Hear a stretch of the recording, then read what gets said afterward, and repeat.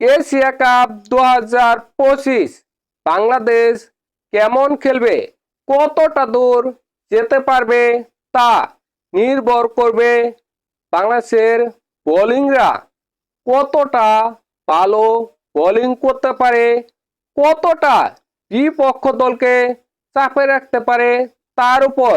কারণ বাংলাদেশের batting line up তুলনামূলক দুর্বল, বাংলাদেশের বোলিং লাইন আপ তুলনামূলক অনেক শক্তিশালী।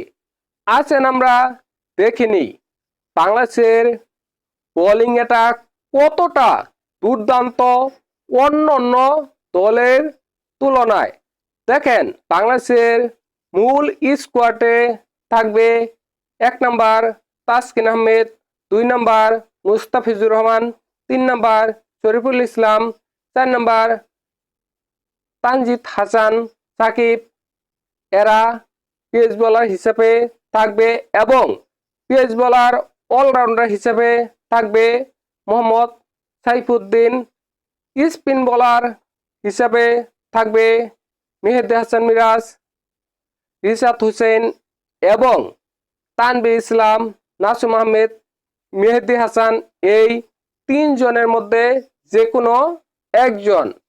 আছেন আমরা দেখে নিই এইসব বোলারদের পরিসংখ্যান। এইসব বোলাররা টি-20তে কতটা দুর্দান্ত বোলিং করে, কতটা অসাধারণ প্লেয়ার। তাসকিন আহমেদ বাংলাদেশের একজন অসাধারণ বোলার। 3টি ফরম্যাটেই অসাধারণ বোলিং করে বাংলাদেশের নির্ভরযোগ্য একজন বোলার, বাংলাদেশের একজন তারকা। তাসকিন আহমেদ 76টি ম্যাচ খেলেছে টি-20তে, তার মধ্যে 88টি উইকেট পেয়েছে। ইকোনমিক্স বা ওভার প্রতি রান দিয়েছে 7.61। অসাধারণ একজন বোলার। কারণ টি-20তে 76 ম্যাচ খেলে 88টি উইকেট পেয়েছে, ওভার প্রতি রান দিয়েছে মাত্র 7.61। এখান থেকে বোঝা যায় তাসকিন আহমেদ কতটা দুর্দান্ত, কতটা অসাধারণ। মুস্তাফিজুর রহমান, দেখেন মুস্তাফিজুর রহমান বাংলাদেশের বোলার হিসাবে সবচেয়ে বেশি উইকেট যারা এবারের এশিয়া কাপ খেলবে তাদের মধ্যে। মুস্তাফিজুর রহমান 111টি ম্যাচ খেলেছে, 139টি উইকেট পেয়েছে, ওভার প্রতি রান দিয়েছে 7.34। অসাধারণ দুর্দান্ত একজন বোলার। এবারে এশিয়া কাপে যে কয়জন বোলার বাংলাদেশের হিসাবে খেলবে তাদের মধ্যে সবচেয়ে কম ওভার প্রতি রান দিয়েছে এই মুস্তাফিজুর রহমান।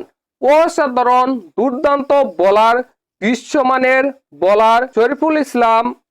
দেখেন শরীফুল ইসলাম বর্তমানে ভালো খেলতেছে, বর্তমানে বাংলাদেশের নির্ভরযোগ্য একজন বোলার। তানজিদ হাসান সাকিব, দেখেন তানজিদ হাসান সাকিব 28টি ম্যাচ খেলেছে, তার মধ্যে 35টি উইকেট পেয়েছে, ওভার প্রতি রান দিয়েছে 8.6। মোটামুটি এভারেজ একজন বোলার, মোটামুটি ভালো বলা যায়। মেহেদী হাসান মিরাজ, দেখেন মেহেদী হাসান মিরাজ 34টি ম্যাচ খেলেছে, 18টি উইকেট পেয়েছে, ওভার প্রতি রান দিয়েছে 8.55। দেখেন তিনি খুব ভালো একজন বোলার, সেটা বলা যায় না, মোটামুটি চলে। কারণ মেহেদী হাসান মিরাজ তিনি ব্যাট হাতে ভালো ব্যাটিং করে এবং বোলিং হিসাবে মোটামুটি ভালোই বোলিং করে। রিশাদ হোসেন বাংলাদেশের অন্যতম স্পিন জাদুকর এই রিশাদ হোসেন। রিশাদ হোসেন 40টি ম্যাচ খেলেছে, 48টি উইকেট পেয়েছে, ওভার প্রতি রান দিয়েছে 8.08। অসাধারণ একজন বোলার। এবং রয়েছে তানভীর ইসলাম, নাসুম আহমেদ এবং মেহেদী হাসান। এই তিনজনের মধ্যে যে কোনো একজন খেলতে পারে স্পিন বোলিং হিসাবে। দেখেন বাংলাদেশের বোলিং বিভাগ অসাধারণ, দুর্দান্ত। যে কোনো দলকে বাংলাদেশ আটকাতে পারে খুব কম রানে, এটা বলা যায়। কিন্তু দেখেন এবারে এশিয়া কাপ হবে সংযুক্ত আরব আমিরাতে।